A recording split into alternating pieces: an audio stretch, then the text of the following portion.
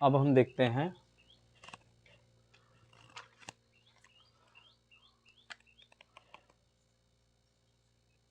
राज्य के नीति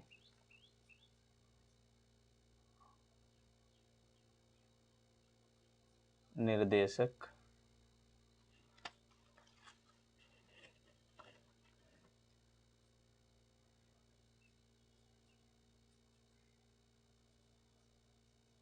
तत्व। ठीक है, इसको DPSP भी कहते हैं, directive principle of policy state. ध्यान रखना ये जो है ये वो अनुच्छेद हैं इसके अंतर्गत जो संविधान को एक निर्देश दिया गया है कि जब भी राज्य कोई पॉलिसी बनाएगा या संसद जो है कोई भी कानून बनाएगी, संसद हो चाहे विधानसभा हो, कोई भी कानून अगर बनाएगी तो इसको ध्यान में रखेगी। ठीक है, इसी को ध्यान में रखते हुए कोई भी कानून बनाएगी। राज्य को ये निर्देश दिया गया है, लेकिन इसको पालन करने के लिए बाध्य नहीं है। ठीक है, राज्य चाहे तो इसको पालन करे या ना करे, लेकिन ये एक तरह से डायरेक्शन है राज्य को। ठीक है, DPSP, directive principle of policy state. ठीक है, इसमें कुछ इम्पोर्टेंट है जो मैं बता रहा हूँ। यह जो है संविधान के भाग 4 में 36 से 51 तक में इसका वर्णन है। ठीक है, तो हम देखते हैं। और एक और इम्पोर्टेंट है कि यह जो है आयरलैंड से लिया गया है। ठीक है, और इसे जैसा मैंने बताया कि इसको न्यायालय द्वारा नहीं लागू करवाया जा सकता, क्योंकि इसमें जो है वैधानिक अभाव है, वैधानिक अभाव देखने को मिलता है। ठीक है, कोई ज़रूरी नहीं है कि अगर ये दिया गया है तो इसको लागू ही करना है। जैसे बहुत सारे इसमें आर्टिकल हैं, काफ़ी 36 से 51 तक, तो सारे लागू नहीं हैं। जैसे एक 44 है, समान नागरिक संहिता। ये शायद पहले गोवा में और दूसरी बार जो है राज्य में कानून बना के उत्तराखंड में लागू हुआ है। ठीक है, और बाकी सारे राज्यों में नहीं है।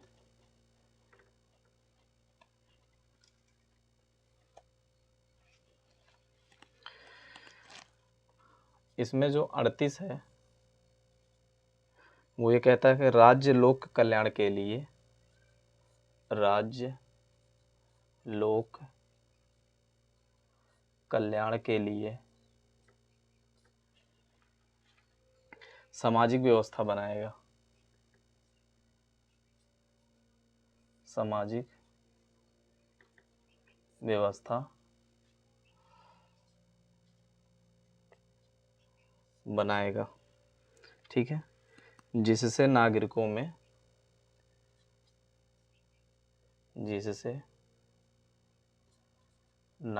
में नागरिकों को सामाजिक, आर्थिक और राजनीतिक न्याय मिलेगा। जिससे क्या हो, नागरिकों को सामाजिक और आर्थिक राजनीतिक न्याय मिल सके। और एक है 39 का।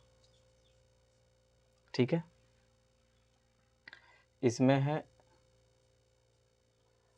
समान न्याय और निशुल्क विधिक सहायता। जो समाज के निर्बल वर्ग हैं उनके लिए, और इसी में है समान कार्य के लिए, समान कार्य के लिए समान वेतन। ध्यान रखना ये directive principle of policy state है। ये सरकारी विभागों में तो हो सकता है ये लागू हो, फिलहाल प्राइवेट विभागों में बिल्कुल नहीं है, क्योंकि जो वेतन है ये कभी कभी एक ही डिपार्टमेंट में वरिष्ठता के आधार पर अलग अलग होता है। मान लो कोई कोई नया नया ज्वाइन किया तो नए नए में थोड़ी उसकी उतनी सैलरी हो जाएगी, और जो प्रमोशन हो रहा है जिसका वरिष्ठता हर साल कुछ ना कुछ इंक्रीमेंट होता है, तो उसके आधार पर समान कार्य के लिए अलग अलग वेतन होते हैं। ठीक है, फिलहाल जो अगर मान लो शुरुआती किसी की 10,000 है या 40,000 है, तो शुरुआती वेतन उतना ही सबको मिलेगा। ठीक है,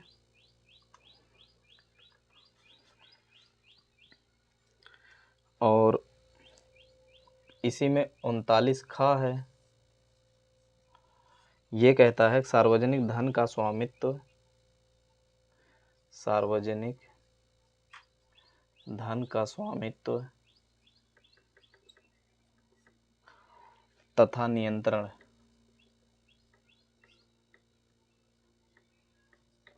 तथा नियंत्रण इस प्रकार करना, इस प्रकार करना ताकि सार्वजनिक हित का, ताकि सार्वजनिक हित का सर्वोत्तम लक्ष्य प्राप्त हो सके।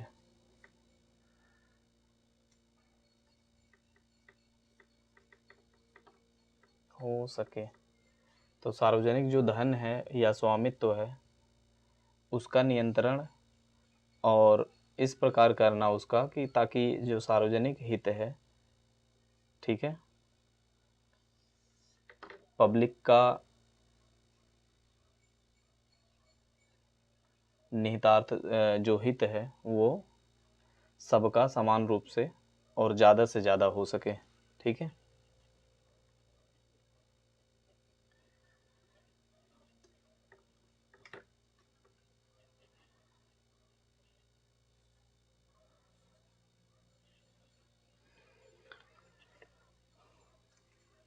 संविधान को देखा जाता है तो लगता है ऐसा बनाया गया है, अगर ये पूरी तरह से लागू हो जाए तो मुझे लगता है कि भारत दुनिया में कोई ऐसा देश नहीं होगा जिससे आगे नहीं जा सकता। लेकिन भारत में लोग ही इतने खराब हैं। किसी प्रोजेक्ट के लिए कोई धन पास होगा तो उससे पहले खाने वाले लोग हैं, अपना ही घर भर लेते हैं पहले। ठीक है, और गा जो कहता है 39 गा, वो कहता है धन का समान वितरण। ठीक है, धन का समान वितरण। और फिर आता है अनुच्छेद 40। इस 40 पे जो है वो कहता है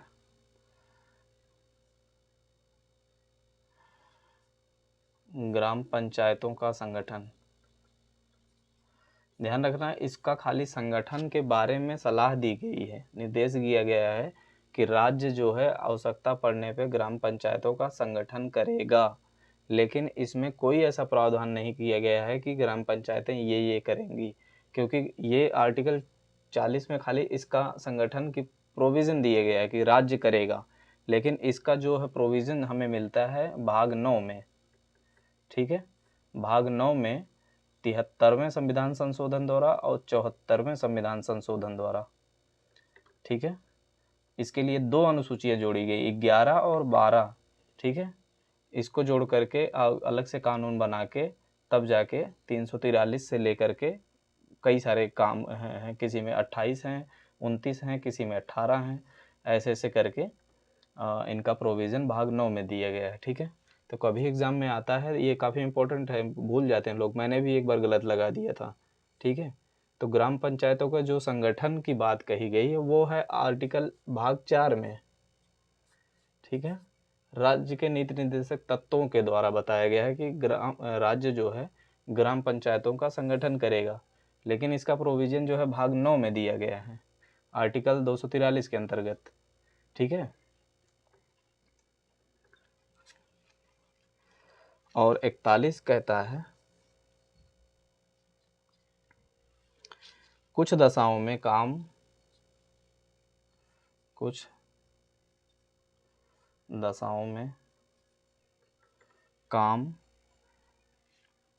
और लोक सहायता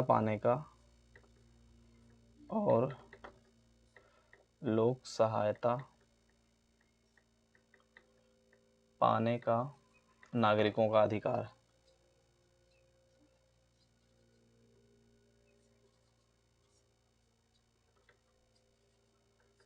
ठीक है। और 42 कहता है, ये इम्पोर्टेंट है, कि नागरिकों को न्याय संगत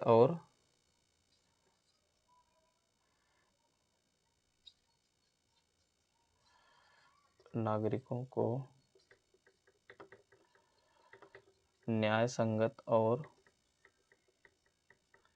मानवोचित दशाओं का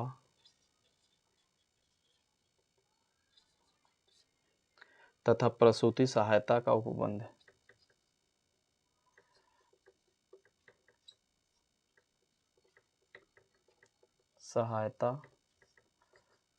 उपबंध। ये महिलाओं के लिए इम्पोर्टेंट है। ठीक है।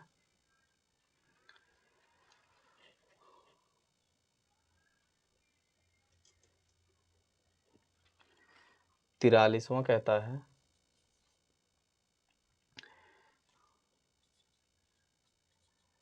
कर्मकारों के लिए निर्वहन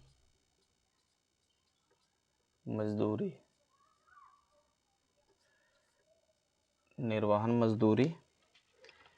और जो कुटीर उद्योग हैं,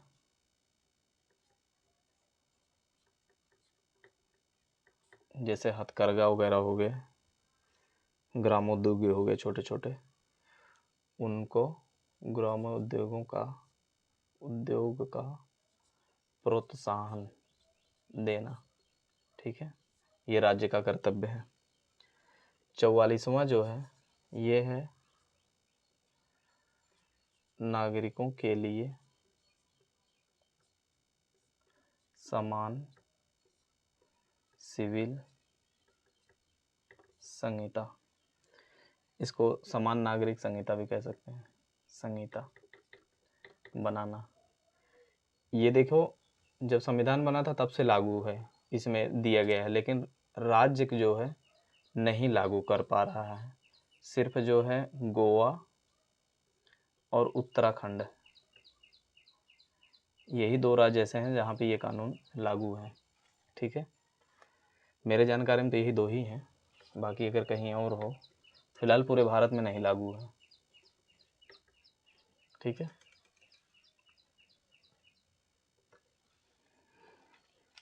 फिर आता है 46 अनुच्छेद। ये कहता है, अनुसूचित जाति, जनजाति व दुर्बल वर्गों के लिए शिक्षा। जो अनुसूचित जाति हैं और जनजाति हैं, इन और जो दुर्बल वर्ग हैं, वर्गों के लिए शिक्षा एवं अर्थ संबंधी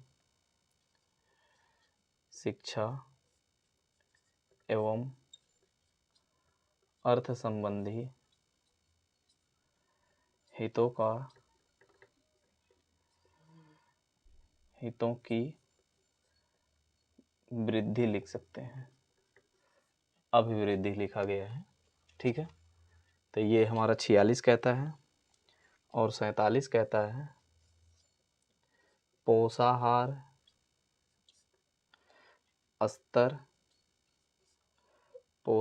स्तर, जीवन स्तर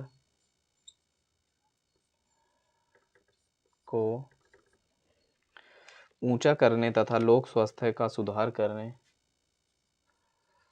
ऊंचा करने तथा लोक स्वास्थ्य का सुधार करने,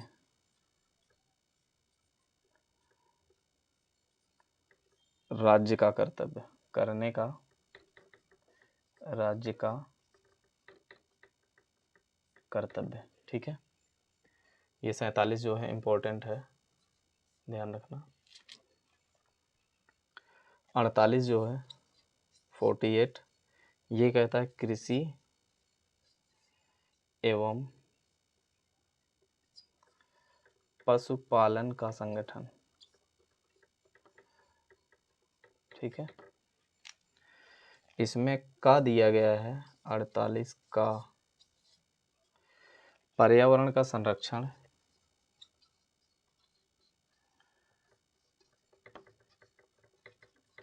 पर्यावरण का संरक्षण तथा संवर्धन, तथा संवर्धन तथा और वन एवं वन्य जीवों की रक्षा। ठीक है, ये हमारे 48 काम में दिया गया है।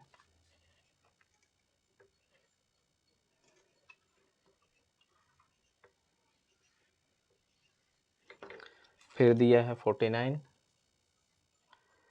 राष्ट्रीय महत्व के स्मारकों, जैसा कि हमारा मौलिक कर्तव्य भी है, राष्ट्रीय महत्व के स्मारकों और स्थानों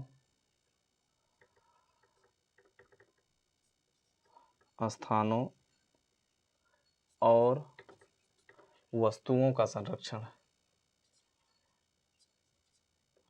वस्तुओं का संरक्षण।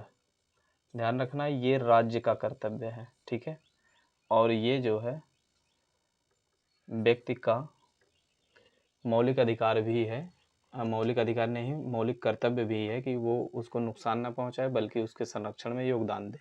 ठीक है, 50 जो है ये न्यायपालिका का कार्यपालिका से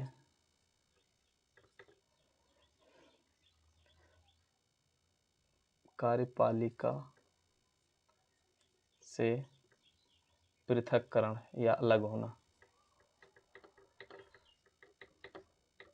तो कार्यपालिका से न्यायपालिका को या न्यायपालिका को कार्यपालिका से, दोनों का अलग अलग विभाजन आर्टिकल 50 के अंतर्गत किया गया है, जो भाग 4 में है। ठीक है, और 51 जो है ये कहता है अंतरराष्ट्रीय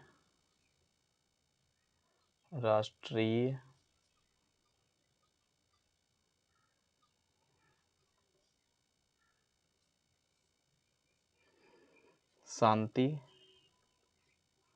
और सुरक्षा की अभिवृद्धि।